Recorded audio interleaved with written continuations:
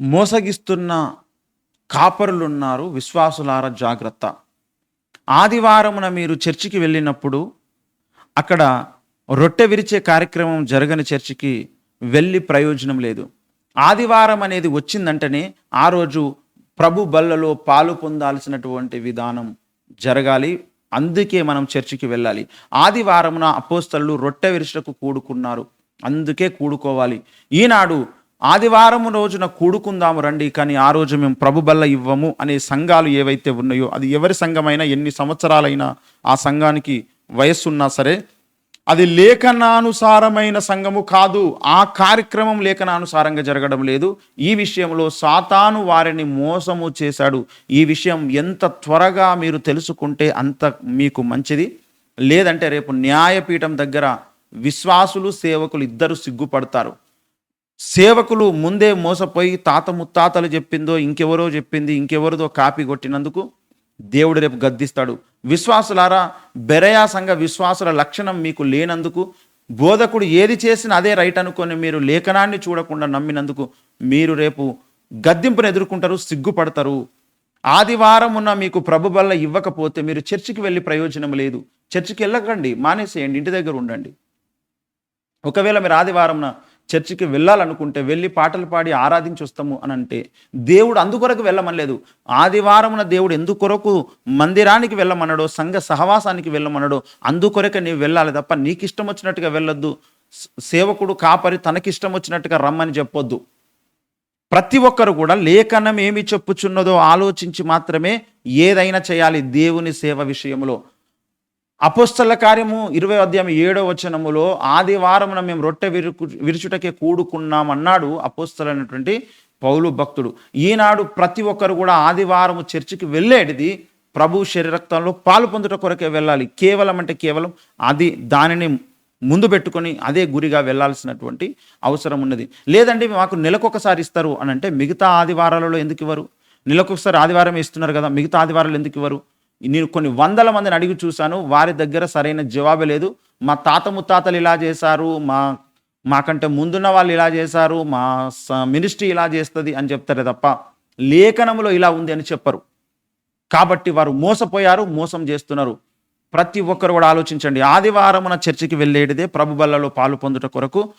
ఎన్ని ఆదివారాలు వస్తే అన్ని ఆదివారాలు కూడా, ఆదివారం అనేది వచ్చిందంటేనే ప్రభు బల్లలో పాలు పొందడానికి. నెలకొకసారి, సంవత్సరానికి ఒకసారి ఆదివారానికి ఇవ్వడం అనేది తప్పు. కొందరైతే పెళ్ళి ఎప్పుడు చేసుకుంటే అప్పుడు బల్లిస్తారు, అది తప్పు. క్రిస్మస్ ఎప్పుడు వస్తే అప్పుడు ప్రభు బల్లిస్తారు, అది తప్పు.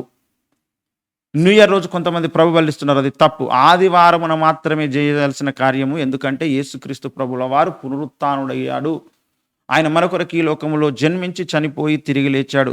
ఆదివారం అనేది ప్రతి క్రైస్తవునికి ఆ రోజు క్రిస్మస్, ఆ రోజు గుడ్ ఫ్రైడే, ఆ రోజు ఈస్టర్, ఎవ్రీ సండే కూడా అంతే. ప్రతి క్రైస్తవునికి ఇది లేఖనానుసారమైనటువంటి విషయము. ఎందుకంటే యేసుక్రీస్తు ప్రభువుల వారిని జ్ఞాపకము చేసుకునడానికి మనం ఆదివారమున ఆయన శరీరక్తంలో పాలు పొందుట కొరకు వెళ్తున్నాం. మీరు నెలకొకసారి ప్రభువులలో పాలు పొందితే నెలకొకసారి యేసుప్రభుని జ్ఞాపకం చేసుకుంటున్నారు. కానీ ప్రభువుల వారిని ఆదివారమున జ్ఞాపకం చేసుకోవాలి. ఆదివారం జ్ఞాపకం చేసుకోవడం అంటే ఆయన శరీరక్తంలో పాలు పొందుట చేతనే జ్ఞాపకం చేసుకోవడము, అంతే తప్ప నువ్వు ఆయన శరీరక్తంలో పాలు పొందకుండా ఊరికినే మనసులో జ్ఞాపకం చేసుకున్నా అంటే అది లేఖనాన్ని నెరవేర్చడం కాదు. 1 కొరింథీయులకు రాసిన పత్రిక 11వ మనం చూసినట్లయితే ఈ విషయాలను అపోస్తలుడైనటువంటి పౌలు భక్తుని ద్వారా దేవుడు తెలియజేస్తున్నాడు. అదేమిటి అనంటే ఇక్కడ చెబుతాడు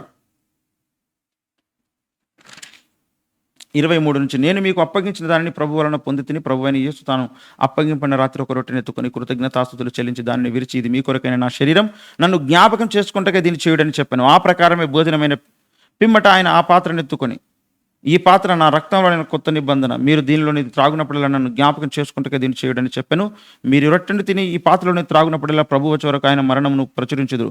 కాబట్టి ఎవడు అయోగ్యంగా ప్రభు యొక్క రొట్టెను తినునో లేక ఆయన పాత్రలోని త్రాగునో వాడు ప్రభు యొక్క శరీరం గూర్చి రక్తం గూర్చి అపరాధియాగును. కాబట్టి ప్రతి మనుషుడు తన్ను తాను పరీక్షించుకున్న వాళ్ళను అలాగు చేసి ఆ రొట్టెను తిని ఆ పాత్రలోని త్రాగవలెను అని ఇక్కడ చెబుతున్నాడు. ఎందుకొరకు ఇది చేయమంటున్నాడు? 25లో చెప్పాడు. ఎందుకొరకంటే నన్ను జ్ఞాపకము చేసుకునడానికి దీనిని చెయ్యండి అన్నాడు. ప్రభువును జ్ఞాపకం చేసుకోవడానికి, ఊరికనే జ్ఞాపకం చేసుకోవడం కాదు. అక్కడికి వెళ్ళి మనసులో తలుచుకొని ప్రభువును స్తుతిస్తే దేవుని వాక్యాన్ని పాటించినట్టు కాదు. ప్రభువు యొక్క శరీర రక్తములలో పాలు పొందుట చేతనే నువ్వు ప్రభువును జ్ఞాపకం చేసుకున్నట్లు అవుతుంది. ఈ విషయాన్ని మరి చాలామంది చెప్పడం లేదు. మరి ముందు వాళ్ళకి అర్థం కాలేదేమో. ఇది ఖచ్చితంగా ప్రతి బోధకుడు మార్చుకోవాలి. ప్రతి విశ్వాసి కూడా ఈ విషయంలో మేల్కొనాల్సినటువంటి అవసరం ఉంది. లేదంటే దేవుని యొక్క సంపూర్ణమైనటువంటి ఆశీర్వాదాలు మీరు పొందుకోలేని వారు అవుతారు. ఈ దీనిని గూర్చినటువంటి ఖచ్చితమైన స్పష్టత మీకు తెలియాలి అంటే ఈ తరం ప్రవక్త అపోస్తలుడు అద్దంకి రంజిత్ తోఫీర్ గారి చేత దేవుడు రచింపజేసినటువంటి అవసరాన్ని బట్టి రచింపజేసిన ఈ గ్రంథాన్ని ప్రతి ఒక్కరు కూడా మీరు చదవండి. ఇది ఏంటంటే ప్రభురాత్రి భోజన రహస్యం అనే ఈ యొక్క గ్రంథం చిన్న పుస్తకం. ఇది మీరు చదివి మీరు దీవించబడి సత్యాన్ని తెలుసుకోవాలని కోరుకుంటున్నాను. వందల మంది సేవకులు ఈ గ్రంథము చదివి సత్యాన్ని తెలుసుకున్నారు. వేల మంది విశ్వాసులు వారి బోధను మార్చుకున్నారు. కొంతమంది సంఘాలనే మార్చుకున్నారు, బోధకులనే మార్చుకున్నారు. ఎందుకంటే నాకు సత్యం కావాలి, ఈ చెప్పుడు మాటలు నాకు వద్దు అనేటువంటి ఉద్దేశంతో. గనుక మీరు సత్యం పక్షంగా ఉంటారా, అసత్యం పక్షంగా ఉంటారా, లేఖనం పక్షంగా ఉంటారా, మానవ కల్పితాల పక్షంగా ఉంటారా, ఎవరిష్టం వారిది. కానీ ఆదివారమున మీరు చర్చికి వెళ్ళారంటే ఆ రోజు ప్రభు బలలో పాలు పొందే రావాలి. మీ సేవకుని మీరు అడగండి, నాకు ప్రభు బల్ల కావాలి, నాకు ఇవ్వు, ఆదివారమున ప్రభు బలలో పాలు పొందమని దేవుడు చెప్పాడు. మీరు ఇవ్వకపోతే మీ సంఘానికి నేను రానని చెప్పండి. ఎక్కడ ప్రభు బల్ల ఇస్తే ఆ సంఘానికి వెళ్ళడం నేర్చుకోండి విశ్వాసులారా. అప్పుడే దేవుడు రేపు న్యాయపీఠం దగ్గర మిమ్మల్ని మెచ్చుకుంటాడు. అంతే తప్ప మీరు అభిమానముతోనో అభిమతముతోనో దురభిమానముతోనో మీరు చర్చిలకు వెళ్ళడం, సేవకులతో సహవాసంలో ఉంటే ప్రయోజనం లేదు. లేఖనబద్ధంగా మాత్రమే మీరు సహవాసంలో ఉండాలి, సంఘానికి అంటుకట్టబడాలి. అప్పుడే దేవుడు దీవిస్తాడు. కనుక ఈ విషయంలో ప్రతి ఒక్కరు కూడా సత్యం ఏదో తెలుసుకుని సత్యమందు ప్రతిష్ఠించబడండి. అప్పుడే దేవుడు మిమ్మల్ని ఆశీర్వదిస్తాడు. అందరికీ నమస్కారం. Praise the lord.